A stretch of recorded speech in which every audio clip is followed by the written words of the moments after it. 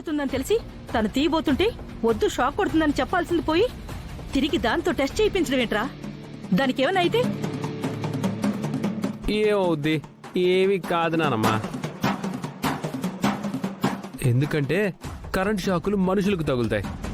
ఇలా ఏనుగుల్లాగా పర్వతాల్లాగా ఉన్న వాళ్ళకి తగలవు కదా. దీని తోలు ఏనుగు తోలంత మందం కదా, అందుకే షాక్ ఏమీ తెలియలేదు. అన్నయ్య, నువ్వు అలా వదిలిన బాడీ షేమింగ్ చేయడం ఏం బాగోలేదు. బాడీ షేమింగ్ చేయడం ఏంటి? ఆవిడ గారి ఆకారం అలా ఉంది కాబట్టి అలాగే అంటారు.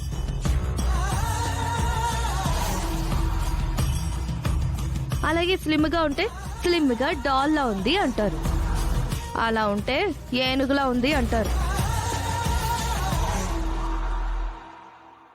కరెక్ట్ గా చెప్పవద్దునా? తప్పు, వదిన అలా అనకూడదు.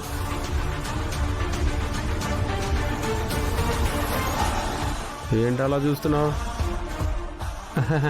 ఊరికే జోక్ చేశానే సరదాగా.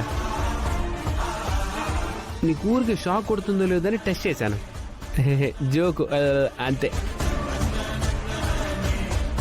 సీరియస్గా తీసుకోవద్దే. స్వీట్స్ తిరగండి. నువ్వెవరు చెప్పడానికి?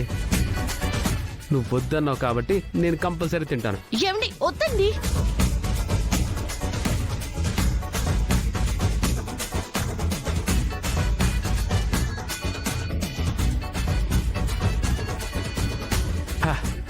ఏమైంది నాకు ఇప్పుడు?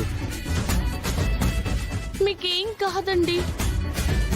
ఇప్పుడు నాకు టెన్షన్ గా ఉంది. చంటి, అర్జెంట్గా కార్తీ హాస్పిటల్కి వెళ్ళాలి. హాస్పిటల్కి ఎందుకే? ఏ షాక్ కొట్టింది ఆ విషయం ఇప్పుడు తెలుస్తుందా? చరణ్ అన్నాడు కదా తోలు మందమని. ఆ షాక్ తెలియడానికి కొంచెం లేట్ అయి ఉంటుంది.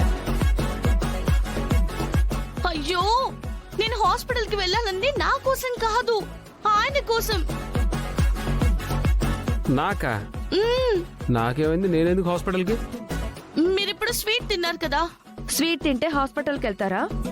అక్షిత, మామూలు స్వీట్ తింటే ఎవ్వరూ హాస్పిటల్కి వెళ్ళక్కర్లేదు. కానీ ఇంట్లో ఎలుకలు ఎక్కువ ఉన్నాయని చెప్పి ఈ స్వీట్ లో ఎలుకల మందు కలిపి స్వీట్స్ తయారు చేశాను. అది ఈయనైతే తినేశారు.